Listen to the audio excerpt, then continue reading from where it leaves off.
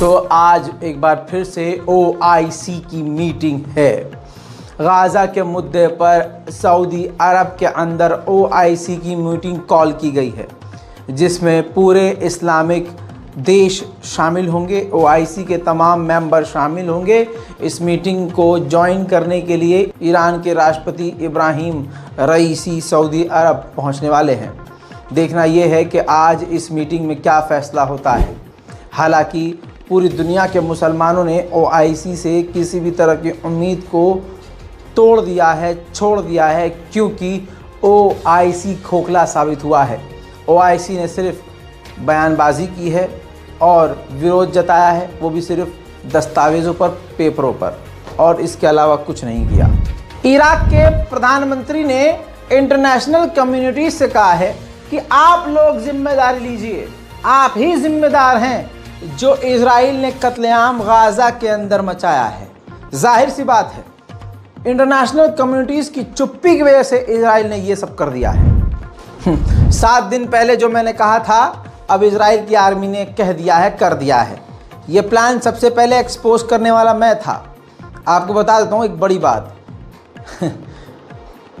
Complaint के बाद, नहीं पता किसकी कंप्लेंट के बाद, जाहिर सी बात है इजराइल की कंप्लेंट के बाद, यूट्यूब ने हमारी उस वीडियो को डिलीट कर दिया जिस वीडियो में हमने इजराइल का पूरा प्लान एक्सपोज किया था कि इजराइल का प्लान ये है, ये करेगा इजराइल। अब वो डिलीट तो करवा दिया वीडियो, लेकिन वो प्लान उसने साबित कर दिया करके कि रज़ाग्राफ़ी की रिपोर्ट सही थी।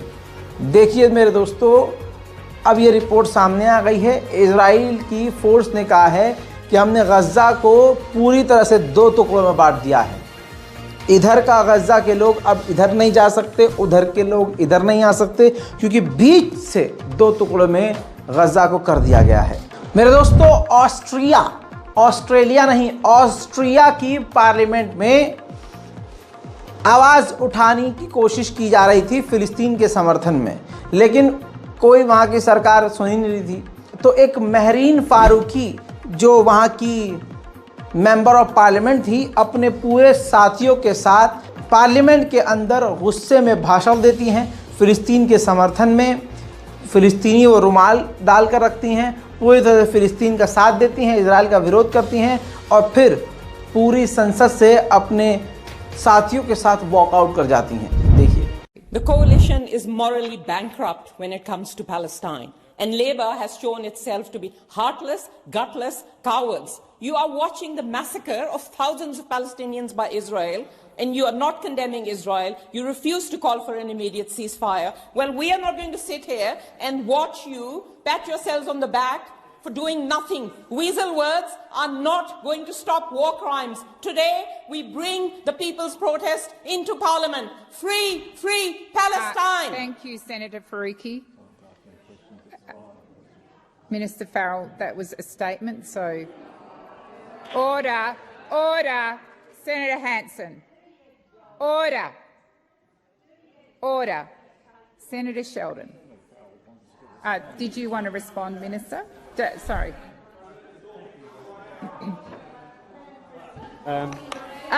Order. Order. Order. यूरोपीय यूनियन कमीशन की प्रेसिडेंट ने कहा है कि हम गाज़ा को मदद बढ़ा रहे हैं, 27 मिलियन यूरोज़ अब हम और ज़्यादा मदद गाज़ा को देंगे। ये वही वाली बात हो गई कि भाई खुद गर्दन काटो, फिर खुद ही टाका लगाओ, फिर ज़ख्म दो, फिर मरहम लगाओ, फिर ज़ख्म दो, फिर। तो इस चीज़ को एक्सेप्ट नहीं कर सकते गाज़ा के लोग। फ़िलिस्तीन के प्राइम मिनिस्टर यानी प्रधानमंत्री ने अपनी तकलीफ़ बयान करी कि किस तरह से गाज़ा के बच्चे मारे जा रहे हैं, किस तरह से उनका कत्लेआम किया जा रहा है, बच्चों के साथ साथ महिलाओं को भी मारा जा रहा है। सुनिए। أطفال يكتبون أسماءهم على أجسادهم لكي يتم التعرف على جثامينهم. والدة الأطفال ال3 الذين دفنوا تحت الركام تقول لأطفالها: خلوني أشوفكم ولو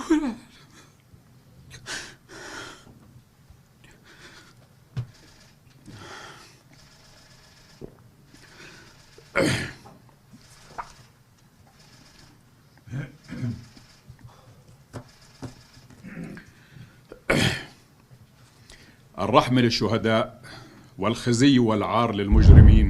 एक बिल्कुल अजीब सी खबर आई है दोस्तों। लेबनान की मिलिट्री को, ध्यान से सुनिए, लेबनान की मिलिट्री को आर्म व्हीकल फ्रांस भेज रहा है। फ्रांस आर्म व्हीकल लेबनान की आर्मी को दे रहा है ताकि लेबनान की आर्मी बॉर्डर पर पेट्रोलिंग कर सके।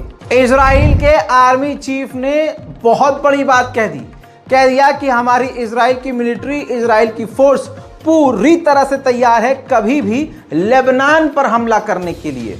और मैं कल की रिपोर्ट में दिखा और बता चुका हूं कि इजराइल का मास्टर प्लान यह है कि लेबनान को भी अपने कब्जे में लेना है। אנחנו מסיימים חד משמעית להחזיר מצב ביטחוני טוב, משמעותית, בגבולות, לא רק בעוטף עזה. ואנחנו מבינים היטב ושומעים הרבה גם מה התחושות בקרב התושבים בצפון. אנחנו מוכנים כל רגע לעבור למתקפה בצפון. אנחנו מבינים שזה יכול לקרות, אנחנו מאוד סומכים עליכם שההגנה כאן היא חזקה. नाजायज औलाद जो इजराइल है बहुत खुश हुआ है अमेरिका के यानी पापा के न्यूक्लियर सबमरीन तैनात करने से।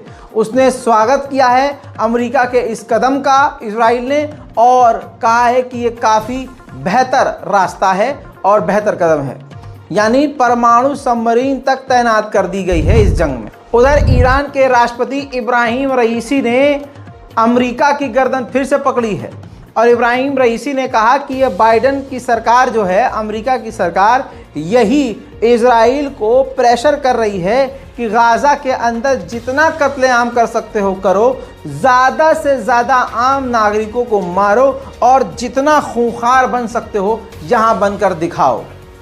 इसके पीछे मकसद ये होगा कि पूरी दुनिया तुमसे डरेगी, पूरी दुनिया के मुसलमान तुमसे लड़ने से 1000 मरतबा पहले सोच लेंगे। देखिए बात ऐसी है, लेबनान पर हमले की आशंका बढ़ गई है। ऐसी चीज़ें अब होने लगी हैं। कैसे, बताता हूँ। लेबनान के अंदर ब्रिटेन की जो एम्बेसी थी उसमें ब्रिटेन के बहुत सारे लोग काम करते थे। उन तमाम स्टाफ वालों को ब्रिटेन ने वापस बुला लिया है और अपने एम्बेसी को खाली कर दिया है। तो जाहिर सी बात है इजराइल कुछ बड़ा ही कर सकता है, कुछ क्या सीधा हमला करने की वो धमकी दे रहा है। इसके अलावा 18 यूएन की और नॉन यूएन की संस्थाएं मिलकर ये स्टेटमेंट दे चुकी हैं, बिल्कुल ताज़ा बयान है कि तुरंत के तुरंत इसी वक्त सीज़ फायर होना चाहिए, वरना गाज़ा में पूरी तरह से लाशें चारों तरफ फैली होंगी। लोग या तो बीमारी से मर जाएंगे, दूसरी तरफ बमबारी से मर जाएंगे और इलाज ना मिलने की वजह से मर जाएंगे।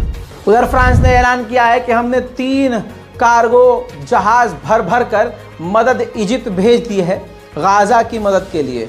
इसके अलावा फ्रांस ने यह भी कहा है कि हमारे 3 नेवल यानी नेवी के जहाज़ समुद्र में मौजूद हैं गाज़ा के आसपास, कभी भी मदद के लिए गाज़ा के लिए तैयार हैं। जब भी मदद पड़ेगी वो सीधा मदद करने के लिए गाज़ा पहुंचेंगे।